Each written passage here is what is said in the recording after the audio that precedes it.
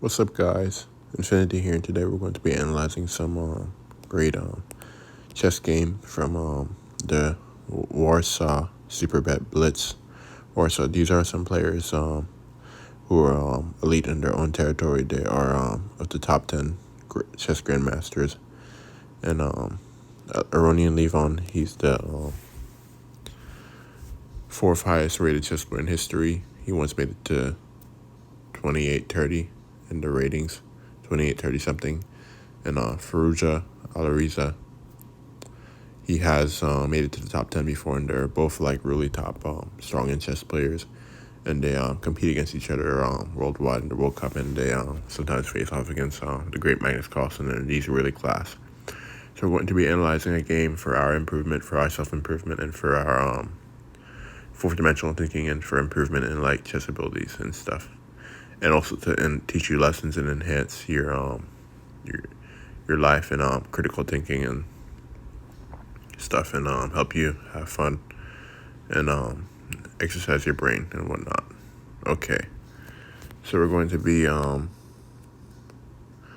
going in here. Aronian Levon Aronian has the white pieces, and he starts with c4. Firouzja goes e6, knight c3, hitting the center, controlling the d5 square, d5, d4, knight f6, takes, bishop g5, c6. Now we notice what this move does. It protects the d5 pawn. It liquidates the pawn center, and like creates a good pawn chain. It also opens up the door for the queen to come in on the potentially on the c7 square, the b file, potentially even disrupting the b file and threatening the b2 pawn. Brings it to c7 maybe, and followed up with bishop to d6 and whatnot. He also has the option to do that and then castle kingside, and then bring his bishop out to f5 potentially in the near future, and liquidate the center with his knight. White has options to go e3, bishop d3, and knight f3, and then castle, and then queen c2, and then connect the rooks and whatnot. Double the rooks on the e file, break open with e4. These are some crucial strategies that White will now take advantage of soon, and Black has to defend very well and counterattack. So White plays e3, the strategies I was talking about. He wants to bring the bishop out to d3. He's creating a scope for his bishop and opening the light square diagonal. h6.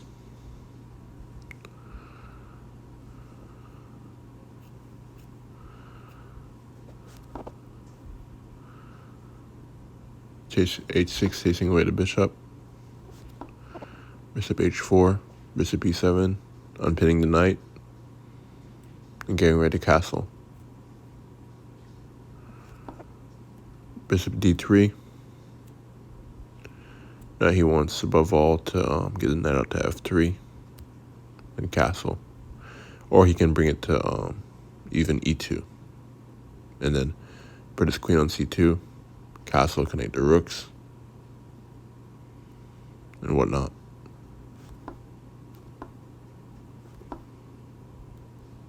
Now now Black brings his knight back to e8.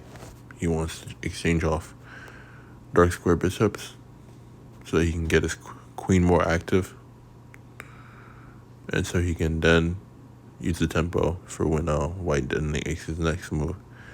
He can maneuver the knight to a different square, potentially c7 or d6, and then free up space for the rook to come in on the e8 square, and then bring his bishop out, and development and whatnot, smooth development. So white doesn't release the tension. He doesn't allow for free development from black. Of course, he brings the bishop out to g3, increasing the tension, playing dynamic, what I want to see, what I like to see. Knight to d6, just developing. Castles. Rook e8, queen c2, a5, rook a e1, knight a6, a3, bishop h4, takes, and now you have knight g3.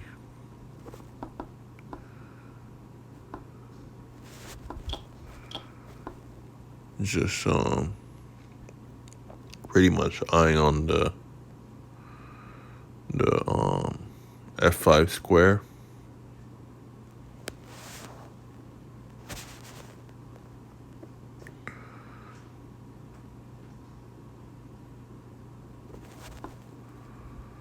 Knight c7,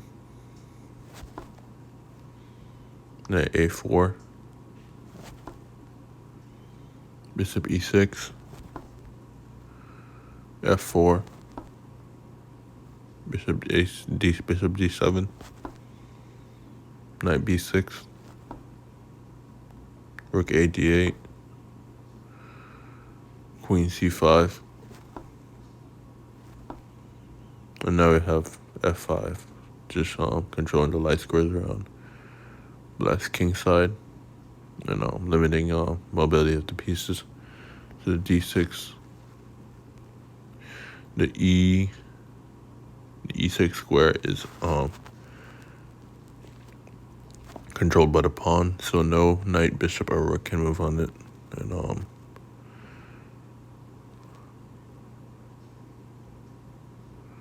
the g6 square, you're gonna have to maybe find something to do about this, or find a way to counterplay around this. But the e6 square is the main target.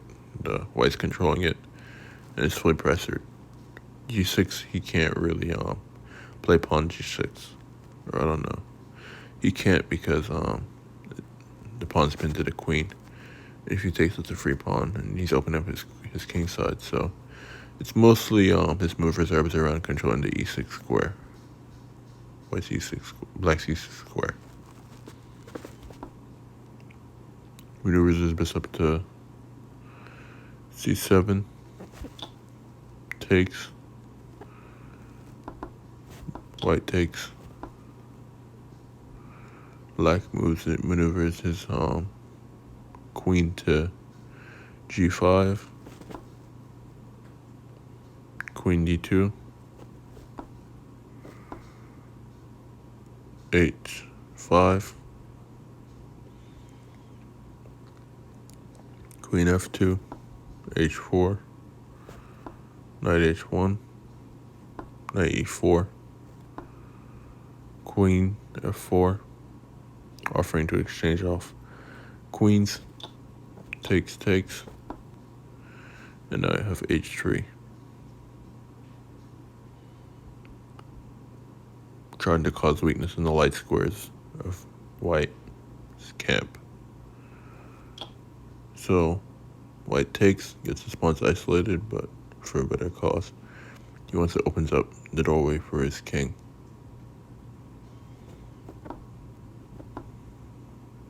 Knight back to d6, and now I have knight to g3.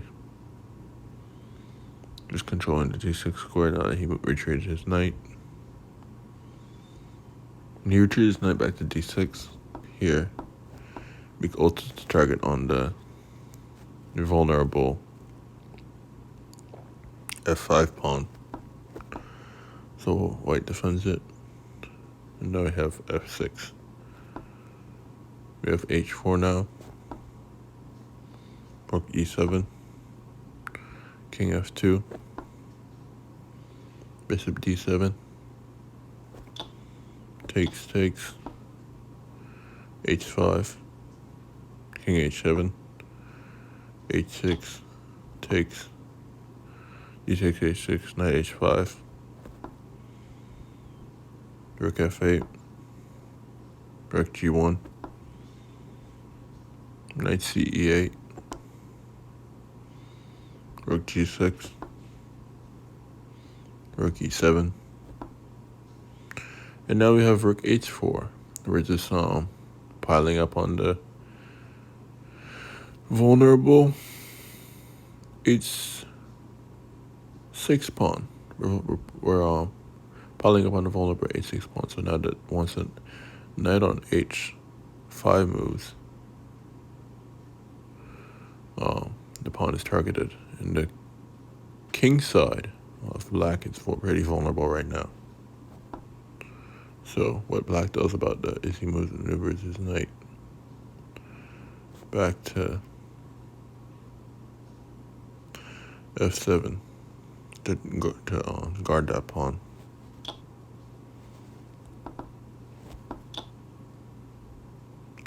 And now we have something beautiful. We have takes.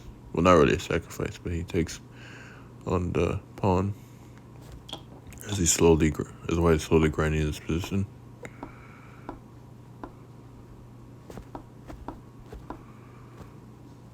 And now we have a victory. As what would happen if black doesn't quit? Then here's the summary. White has 1, 2, 3, 4, 5, 6. 1, 2, 3, 4. White is up 2 pawns. He has a great attacking chances. He has the knight is pinned to the rook on c7, and this just seems like a great attack. Black doesn't seem like he's getting anywhere with his attempts to defend, and white could just very well play, say,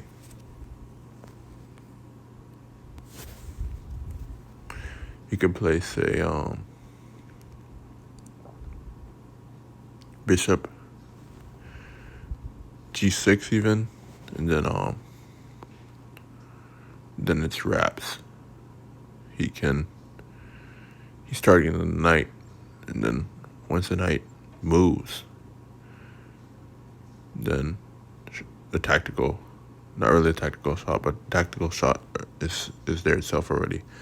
Bishop g6, and then targeting the knight, and then the pawn is vulnerable on h6, and then if he moves the knight, then boom, the rook on the h file takes the h6 pawn, checkmate. If he doesn't move the knight, regardless, it's being taken, and there's nothing black can really do, and he's losing the h6 pawn and getting checkmated. So there. All right, guys, there you have it. That's our first super grandmaster analysis video. We're looking forward to seeing you in the next few videos, and talking about fourth dimensional thinking, and enhancing chess skills, and making other great videos such as challenges, skits, reaction videos, and whatnot. But hope you're having a good time. Hope you enjoyed the chess video, and see you in the next. Bye.